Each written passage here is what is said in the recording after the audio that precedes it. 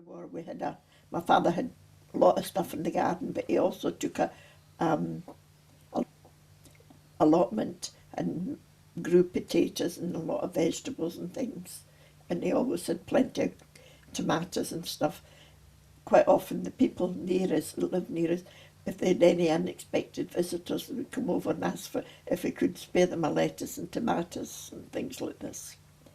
And we always had at home, where we lived in Househillwood, we always had a big crowd on a Sunday.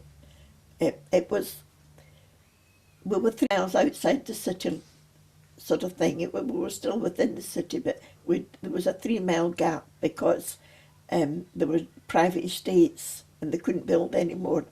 They got up to the private estates, so they had to jump them, and we were on the other side of that. So people came out from Glasgow. It was like coming to the country for them.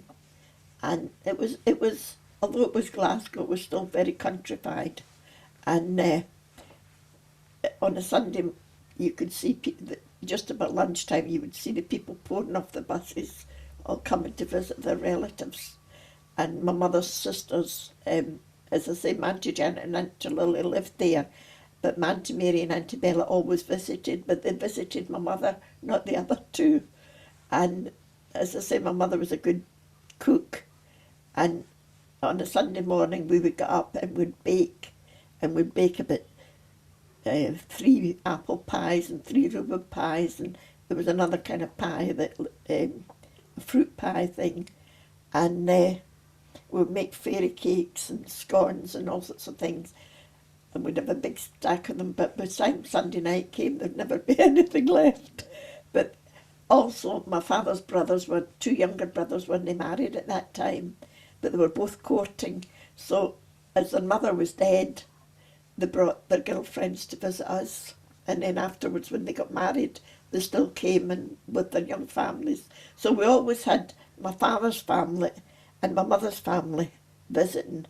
It was funny because my father was always, his family all was called James, and my mother called him James, but my mother's family all called him Jimmy. And other people, I think, his workmates, I think, called him Jimmy.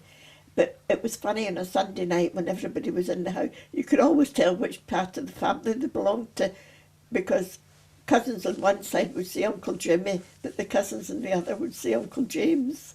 And both the adults would say either Jimmy or James. And then, for some unknown reason I can never fathom out, nobody can, it became, there was no police station or anything. This was during the war, and we just had the odd bobby, and they'd no place to go for the break or anything. Somehow they started coming into our, don't ask me how they started, but they came, and we almost became the unofficial police station. It was nothing to come in for your tea at night and find 6 policemen sitting having a drink of tea. And also at that time, I went out with a group of American soldiers. They were the ones that worked in the hospital, were there all the time and became just like local boys. So there was a group of us, boys and girls, all went to dance and went various places, and they all ended up coming to the house too.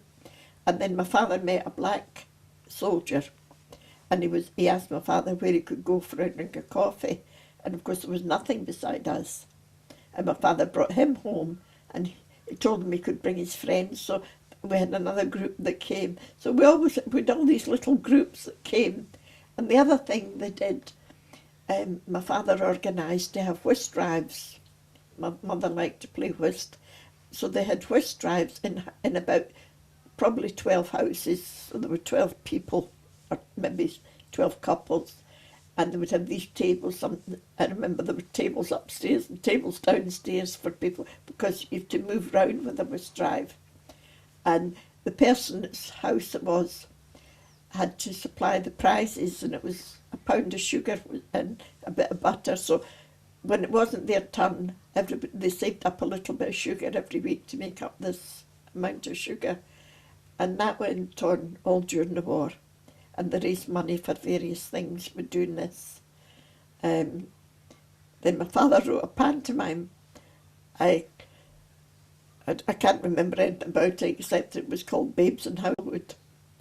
And they put that on for money, and then they would have theatre trips and things with the money they made.